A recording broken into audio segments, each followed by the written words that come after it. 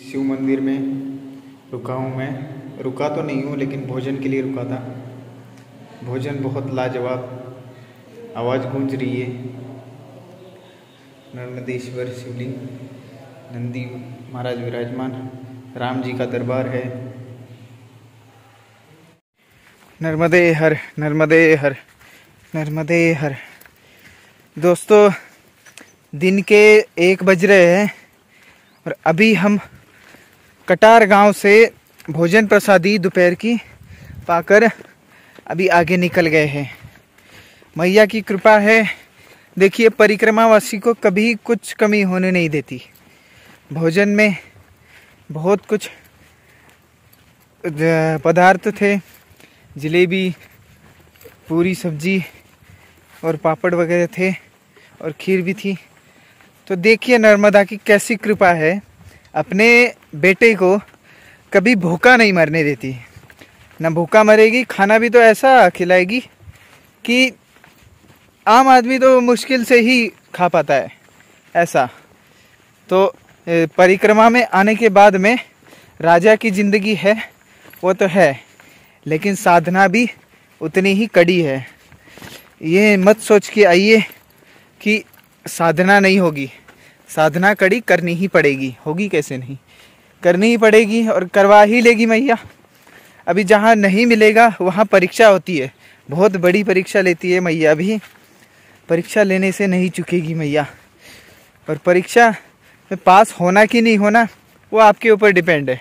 जब आप उतना प्यार करोगे तो पास हो ही जाओगे, और नहीं होगा प्यार नर्मदा मैया से और विश्वास नहीं होगा तो पास होने का कोई चांस ही नहीं है। क्योंकि जहाँ भाव है वही नर्मदा मैया है, भाव नहीं है तो कुछ भी नहीं है। तो नर्मदे हर, आगे बने रहिए परिक्रमा में। और ये रास्ता देखिए किनारे का आ रहा है। अभी रास्ता किनारे का है, रेत का रास्ता है। रेत में पाँव धंसता है, आपको तो पता ही है। पाँव थोड़ा सा पीछे चला जाता है तब और ज़्यादा टाइम लग जाता है। रेत है पूरी, देखिए ऐसी रेत है, इस वजह से पाँव थोड़ा धंस रहा है। पर कोई बात नहीं, आनंद है। जितना आनंद परिक्रमा में आ रहा है उतना ज़िंदगी में कभी नहीं आया। और गुरु महाराज जी ने मुझे इतना अच्छा और उस लायक बनाया है कि परिक्रमा में कर ही लूँगा, इतना विश्वास है। और नर्मदा जी पे पूरा विश्वास हो गया है मेरे को। जितना था बचा हुआ वो भी हो गया है कि नर्मदा मैया अपने बच्चे को कभी अकेला नहीं छोड़ेगी। इस पे विश्वास रखिए और नर्मदा परिक्रमा में बने रहिए मेरे साथ। और जिन्होंने सब्सक्राइब नहीं किया उन कर लीजिए, क्योंकि नर्मदा परिक्रमा अगर आपको मेरे साथ करनी है तो मैं आपको दिखाऊंगा नर्मदा की सारी परिक्रमा। तो सब्सक्राइब करिए प्लीज़, और लाइक करिए, कमेंट भी करिए ही, क्योंकि कमेंट से आपको नहीं, मुझे, आपके कमेंट से मुझे ये पता लगेगा कि आप मेरे बारे में क्या सोचते हो, नर्मदा परिक्रमा के बारे में क्या सोचते हो। दोस्तों, दोपहर के 3 बज रहे हैं। मैं अली बुजुर्ग गांव से अब आगे निकल के आ गया। आगे थोड़ी देर विश्रांति की मैंने। महाराष्ट्र के एक स्वामी है, उनका आश्रम है, मठ है, अक्कलकोट स्वामी समर्थ महाराज जी का मठ है, और रविंद्रनाथ जी वहाँ पे महंत है। तो वहाँ से आगे आ चुका हूँ और मुझे एक झरना मिला यहाँ पे, वो नर्मदा जी में मिल रहा है। ऐसे छोटे मोटे झरने बहुत मिलेंगे, लेकिन कुछ इंटरेस्टिंग होता है झरनों में भी। देखिए, आपको झरना दिखाता हूँ। देखिए ये झरना, और वहाँ पे कुआं है मेरे ख्याल से, और जड़ कैसे है बरगद की, देखिए वहाँ पे पानी कुंड जैसा है, पानी बहुत नीचे तक होगा, इसकी गारंटी है मुझे।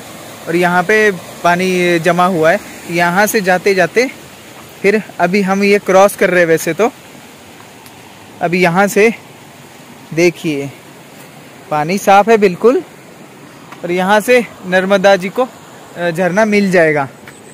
छोटे छोटे झरने ऐसे बहुत देखने को मिलेंगे। वो शुक्र है यहाँ पे थोड़ा पानी कम है, नहीं तो अपन को अंदर जाके क्रॉस करना पड़ता। अभी हम फिर से पथ पे लगे हैं। ऐसे बहुत से झरने मिलेंगे अपन को आगे। तो चलिए आगे गौमुख है, गौमुख आने वाला है, गौमुख आश्रम भी है। तो गौमुख होगा तो आपकी गौमुख के दर्शन ज़रूर कराएंगे। गंगा जी का पानी, डायरेक्ट गंगा जी वहाँ पे विराजमान है, ऐसे मैंने सुना है। मेरा शिवलिंग गिर गया है। तो चलिए फिर से लगते हैं। हाँ जी, मैं क्या बोल रहा था, हाँ गौमुख, गौमुख आश्रम भी है, गौमुख भी है, तो गौमुख के दर्शन करेंगे और आपको भी कराऊंगा दर्शन।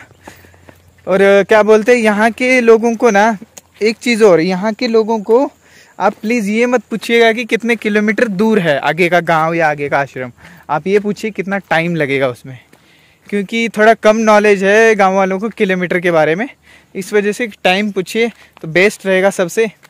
अब क्या फ़ायदा 1 किलोमीटर बताएगा, निकलेगा 5 किलोमीटर, तो फिर प्रॉब्लम आपको हो सकता है।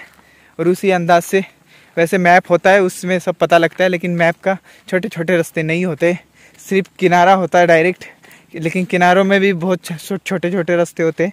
तो एक रास्ता बिल्कुल नर्मदा जी के किनारे से जाता है, ठीक है, और एक रास्ता थोड़ी दूर से जाता है, और एक रास्ता होता है बिल्कुल रोड से जाता है।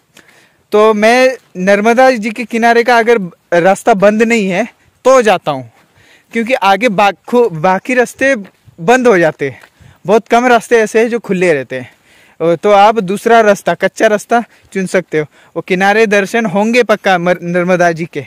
अभी यहाँ पे भी दर्शन हो रहे हैं, किनारे होंगे दर्शन, लेकिन थोड़ा सा दूर होता है। आगे टोकसर आने वाला है, टोकसर में ही गौमुख है, लेकिन एक थोड़ी सी हो गई है दिक्कत सी, धूप है अभी बहुत है और इतनी लग भी रही है, लेकिन कोई बात नहीं। लेकिन मेरा जल ख़त्म हो गया है, कमंडल में अभी जल कोई बचा नहीं है, तो रास्ते में मैंने पी लिया था, तो अब जल बचा नहीं है, लेकिन कोई बात नहीं, अभी देखता हूँ मिलेगा जल तो ठीक है। झरना वगैरह तो थोड़ी देर पहले आया था, लेकिन उसके बाद मैंने पिया है, तो कोई बात नहीं।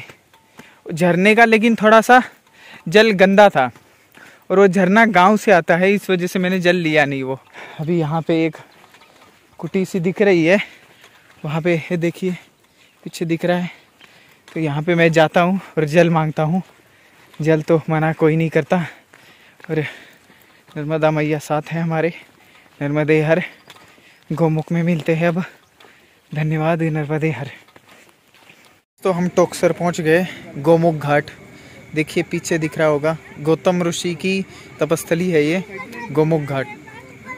गौमुख भी यहीं पे है, गौमुख मंदिर देखते।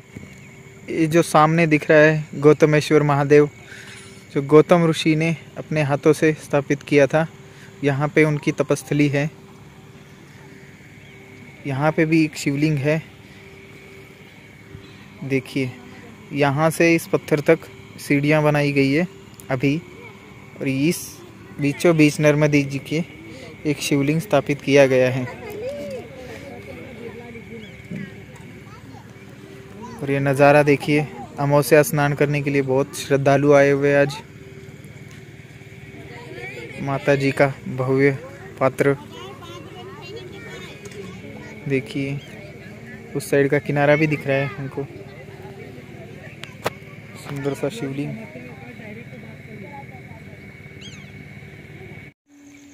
देखिए दोस्तों, गौतमेश्वर महादेव कैसे दिखते हैं दूर से। अंदर एक बड़ा सा पत्थर है, उन पे महादेव जी विराजमान है, और यहाँ पे गौतमेश्वर महादेव गौतम ऋषि जी की तपस्थली है, उन्होंने अपने हाथों से स्थापित किया हुआ है। चलिए उनके भी दर्शन कराते हैं। आश्रम में जाते हैं, गौमुख आश्रम टोकसर। गौमुख आश्रम में परिक्रमावासी पूजा करते हुए, बहुत बड़ा आश्रम है, गौतमेश्वर महादेव का यहाँ पे वास है।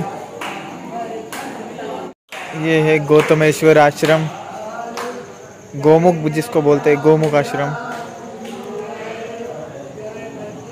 ये जो सामने दिख रहा है वो मंदिर है, गौतमेश्वर महादेव का मंदिर। गौतम ऋषि ने यहाँ पे तपस्या करके अपनी शक्ति से शिवलिंग प्रकट करके लगाया गया है। बाबा जी नर्मदे हर। जाइए जाइए, भोजन के लिए जाइए।